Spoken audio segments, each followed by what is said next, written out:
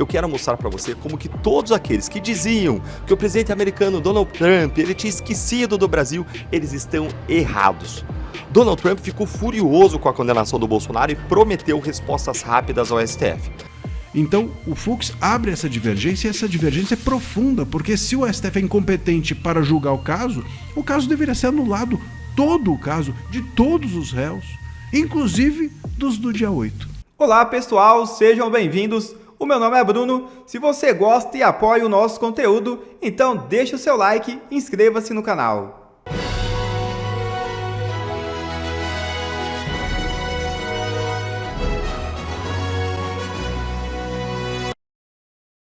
Braga Neto diz ser preso político depois de condenação no STF.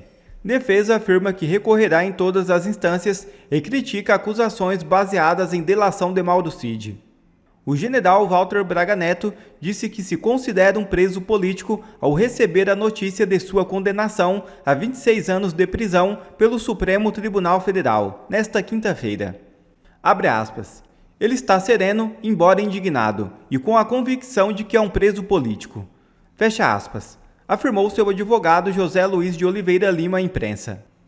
Em nota, a defesa informou que vai recorrer da decisão em todas as instâncias, inclusive em cortes internacionais. Após a condenação também do ex-presidente Jair Bolsonaro, a Embaixada dos Estados Unidos se manifestou sobre a decisão do STF. Sombrio desdobramento. Texto do alto funcionário da diplomacia pública critica Alexandre de Moraes.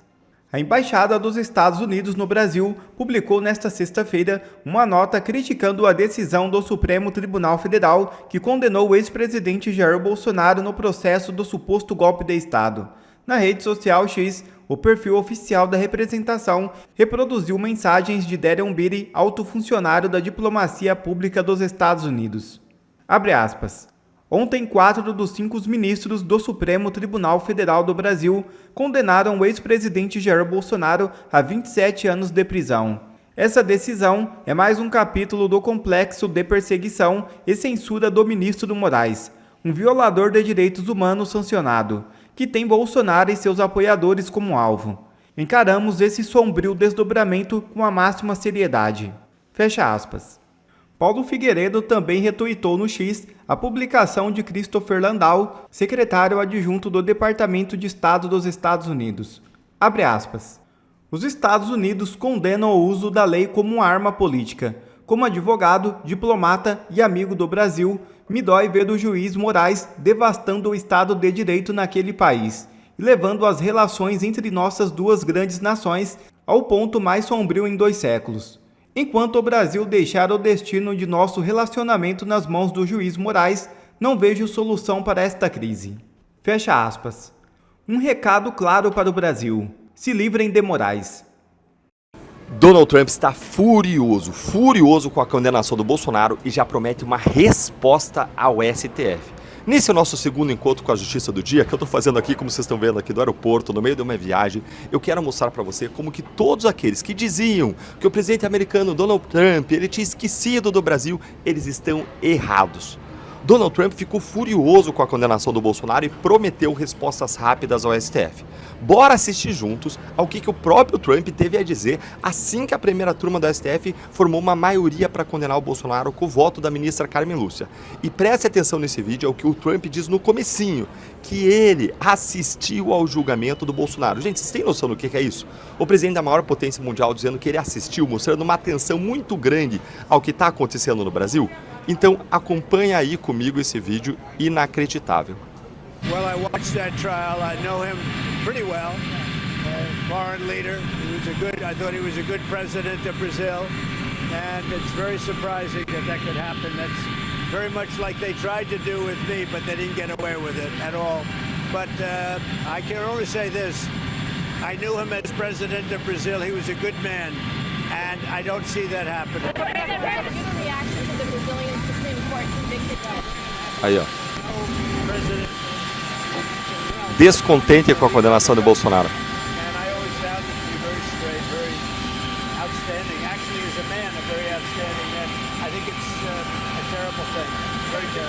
Ruim para o Brasil. Prestou atenção está descontente, é ruim para o Brasil. E aí, gente, depois disso aqui, foi a vez aí do secretário de Estado do Trump, Marco Rubio, que controla, que cuida de todas as relações internacionais dos Estados Unidos, ele foi a público. Ele foi à rede social X se pronunciar e fez isso de forma absolutamente enfática, o que foi compartilhado também em português pela Embaixada dos Estados Unidos no Brasil. Lembra que a Embaixada representa o país fora daquele país. Então a Embaixada Americana, falando pelos Estados Unidos, não é apenas o Marco Rubio, a Embaixada Americana veio e traduziu o que o Marco Rubio disse, claro que ele também representando aí os Estados Unidos. E olha as palavras dele: as perseguições políticas conduzidas pelo sancionado violador de direitos humanos Alexandre de Moraes. Olha aqui a qualificação do Alexandre de Moraes: sancionado violador de direitos humanos. Essas perseguições continuam, uma vez que ele e os outros membros do STF decidiram injustamente pela prisão do ex-presidente Jair Bolsonaro. Os Estados Unidos responderão adequadamente a essa caça às bruxas. Mas, Iltan, que resposta adequada a essa caça às bruxas que seria essa que eles estão prometendo, hein? Olha, a gente não precisa aqui ficar especulando, não. Basta a gente ir atrás das fontes da própria Casa Branca, do que elas estão dizendo para os jornalistas. E a correspondente da Globo News na Casa Branca, uma jornalista aqui chamada Raquel, me corrijo sobre o nome dela aqui, Raquel Krahenbuhl, ela disse isso aqui, ó. Nos bastidores, ouvi de fontes americanas que pode haver mais restrições de vistos às autoridades brasileiras e até a mudança na lista dos produtos isentos das tarifas de 50%. Na minha visão, gente, essas medidas aí trazidas pelas fontes da Raquel devem ser só o começo. A condenação do Bolsonaro vai gerar uma resposta aí mais dura do que nós vimos até agora vindo da Casa Branca. Basta lembrar que nessa semana, a porta-voz do Trump, ela disse que os Estados Unidos não hesitariam nem mesmo em usar um poderio econômico e militar dos Estados Unidos para proteger a liberdade de expressão. Gente, isso é absurdo, o que ela falou, é exagerado, é absurdo, é errado até, se não fosse um recurso retórico aí. Agora, isso aí dá uma ideia do tamanho da encrenca em que o STF meteu o Brasil e do tamanho do compromisso que o governo Trump tem com o combate à censura, o que foi uma das principais plataformas da campanha do Trump no ano passado, a presidência dos Estados Unidos, aliás. E aí veio o Itamaraty, e em vez de ele apaziguar, em vez de ele colocar panos quentes, adivinha o que o Itamaraty fez? Ele colocou mais lenha na fogueira, jogou gasolina para apagar o fogo, foi ao X atacar o Marco Rubio, dizendo, olha aqui, ó, que as instituições democráticas brasileiras deram a sua resposta ao golpismo. E olha o que o Itamaraty seguiu dizendo: continuaremos a defender a soberania do país de agressões e tentativas de interferência, venham de onde vierem. Ameaças como a feita hoje pelo secretário de Estado americano, Marco Rubio, em manifestação que ataca a autoridade brasileira e ignora os fatos e as contundentes provas dos atos, não intimidarão a nossa democracia. E aí o Paulo Figueiredo, que é um dos que denuncia os abusos do Moraes lá nos Estados Unidos junto ao governo americano, ele deixou seu recado também depois da condenação do Bolsonaro. Olha o que ele disse: eu só não quero ver ninguém choramingando depois. Buá, tarifas, culpa do Eduardo Bolsonaro, do Paulo Figueiredo. Vão choramingar lá em frente ao STF. Ou melhor, não pode mais nem fazer isso, que mandam tirar vocês de lá. Então chore na cama, que é um lugar quente. Olha, gente, eu não sei o que vem aí pela frente. Eu só sei que o STF plantou vento e vai colher tempestade. Eu só sei que, como brasileiro, eu não quero consequências negativas para o Brasil, porque essa tempestade que está chegando, ela vai ser terrível. E o pior é que ela vai atingir todos nós. Não vai atingir só o STF ali de foco concentrado, com uma Magnitsky, com uma cassação de visto. Ela vem sobre todos nós. Então a gente tem que clamar, erguer a voz, a nossa indignação contra os absurdos que estão acontecendo no STF. Não só em solidariedade, em compaixão, por justiça em relação aos abusos que estão acontecendo contra Bolsonaro, contra os réus da trama golpista, contra os réus do 8 de janeiro, contra as liberdades, contra os jornalistas, contra todos aqueles censurados, mas para proteger até mesmo nós mesmos das consequências da irresponsabilidade das autoridades que governam o Brasil. Comenta aí o que você acha que o governo americano vai fazer agora em resposta ao STF. Curte a nossa análise, se inscreve aqui no canal e clica no sininho para você não perder nada que passa por aqui. O que vai acontecer agora? Bolsonaro pode ser preso imediatamente? Não pode? Tem recurso? Não tem recurso? Qual recurso? Quanto tempo demora até o recurso? Quanto tempo eles têm para julgar? Enfim. As penas foram justas, 27 anos e 3 meses. Sobre as penas a gente vai fazer um vídeo específico ainda hoje, mas vamos conversar sobre os próximos passos. Eu sou André Marcílio, advogado, professor de Direito Constitucional, já se inscreve aqui no canal, curta, compartilha, ativa o sininho para você receber avisos sobre todos os vídeos e compartilha com amigos para que a gente vá crescendo ainda mais aqui a nossa comunidade de esclarecimento, né? A gente precisa esclarecer os fatos para as pessoas terem repertório e argumento para não serem iludidas por aí, por boa parte da mídia que, enfim, faz nenhuma questão de que você fique sabendo o que é o certo e o que é errado, né? Quem sabe o certo não repete o errado. Muito bem, vamos lá. Quais são os próximos passos? Eles vão publicar o acórdão, né? Tem um acórdão, eles chegaram a um acordão, é isso? O acórdão é nesse sentido, a um acordão sobre se condenam ou não, quais são as penas. Mas teve um divergente, não importa, a maioria venceu, a maioria prevalece. Se a maioria condenou, a maioria condenou, acabou. O divergente é em outro momento, é no recurso que a gente vai falar disso. Mas nesse momento, se foi 4-1, os 4 que votaram pela condenação prevalecem. E aí é que está, condenaram a 27 anos e 3 meses o Bolsonaro, a condenação está feita, ele está condenado pela primeira turma, vem disso um acórdão, ou seja, um texto, um voto, que é um resumão de tudo o que todos eles pensaram. Isso vai ser publicado. Uma vez publicado, abre-se prazo para o que a gente chama de embargos de declaração, que é quando as partes, as defesas, podem pedir ao juiz, ao mesmo juiz, ao relator, que esclareça os fatos que estão no texto do voto, no texto do acórdão, se está confuso, se tem dúvida, se tem lacuna, ele vai lá, esclarece, e depois disso abre-se novamente outro prazo, e aí é o prazo para os embargos infringentes, que muita gente tem falado, e muita gente tem falado besteira sobre embargos infringentes. E os embargos infringentes, muita gente tem dito assim, não, mas só é possível se tiver duas divergências. Só é possível se 2 juízes discordarem. Não é por aí. Veja só, embora tenha julgados do STF nesse sentido, dizendo que 2 divergências é que precisam existir para os embargos infringentes serem cabíveis, isso não é significativo. O que importa não é que tem 2 ou 3 ou 4 divergências, mas sim que as divergências sejam consistentes. É isso que fala a lei. Mas tem um julgado, não importa o julgado. É isso que fala a lei. A gente ou vai pela lei ou não tem mais regra nenhuma. Ou a gente fica aqui, então, viajando. Vamos pela lei. E a lei diz que a divergência tem que ser consistente. Veja só, se você tem 3 divergências completamente supérfluas, elas valem? Não, elas não valem. Mas se tem uma divergência profunda, essa divergência vale. E a divergência do Fux foi profunda. E ela vale. Ela foi super profunda. O voto do Fux, a gente já conversou aqui, tem vídeo sobre isso, é super profundo, né? Super técnico, inclusive. Ele fala, inclusive, da incompetência do STF para julgar o caso.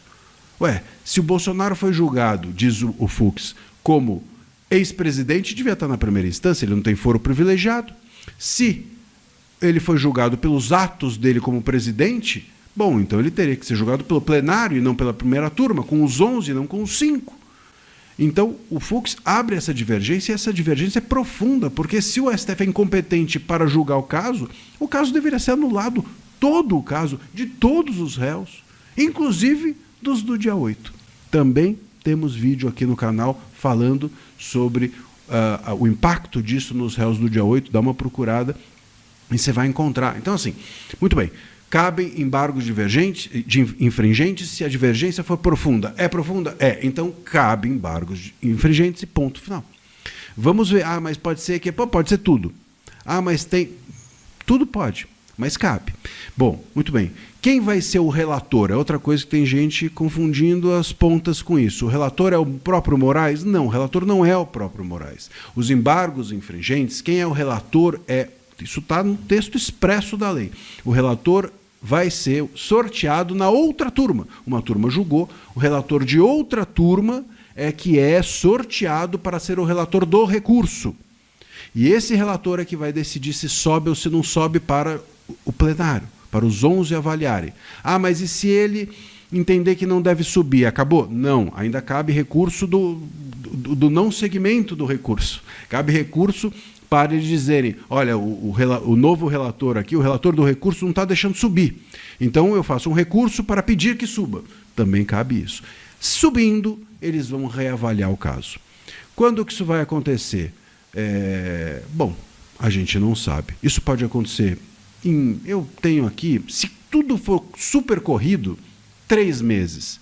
Se não for corrido, 20 anos. Não tem nenhuma regra para isso e depende só do ministro ou dos ministros fazerem ou não fazerem isso subir agora ou não. Eu até acho, e essa é a minha expectativa, que eles vão segurar esse recurso. Eles vão segurar esses embargos infringentes, deixar o Bolsonaro preso, como já está em prisão domiciliar, segurar esse recurso dos embargos infringentes para que o plenário não avalie e deixar isso para depois das eleições. Se as eleições forem vencidas pelo candidato do STF ou pelos candidatos do STF, talvez num recurso eles aliviem a barra do Bolsonaro um pouco ou tentem negociar isso para que a anistia não precise seguir adiante. Eu acho que é por aí. Mas pode ser que não.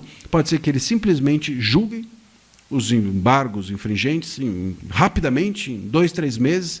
Se for em 2, 3 meses, esse ano não dá tempo, cairia para o ano que vem, voltariam em março, apenas depois do recesso. Mas, enfim, é disso. Ou no final desse ano, ou no início do ano que vem, se correrem, é esse o tempo. E aí, depois dos embargos infringentes, depois de solucionado, isso não cabe mais recurso. E aí, transita em julgado. E aí, transitou em julgado, o Bolsonaro começa a cumprir pena. E a pena que ele cumpriu aqui, em prisão domiciliar, é descontada. O tempo que ele já está preso é descontado do cumprimento de pena lá na frente. E aí, nesse cumprimento de pena, é que vem a discussão. Ele vai para a Papuda, não vai para a Papuda? Repito a vocês, ele não tem direito a uma cela especial, mas por tradição entregam, e já entregaram a ex-presidente celas especiais. Vamos ver o que o STF vai fazer com isso. A decisão é do STF. Ele pode cumprir em justiça militar, pode cumprir no quartel. O STF é que tem o direito de decidir. Essa decisão não é da justiça militar, essa decisão não é do Bolsonaro, essa decisão é do STF. Vamos aguardar e ver como é que isso se desenvolverá. Repito a vocês, se correrem, pode acontecer no final desse ano já de tudo ser solucionado. Ou no início do ano que vem. Se não correrem, eles podem deixar em banho-maria o Bolsonaro preso aqui para tudo ficar meio como está até as eleições, e depois das eleições, se eles conseguirem derrotar o bolsonarismo, como eles querem, talvez eles consigam aliviar um pouco a barra do Bolsonaro. Essa me parece ser a previsão que eu tenho em mente. Aguardemos. Não temos muito o que fazer a não ser aguardar.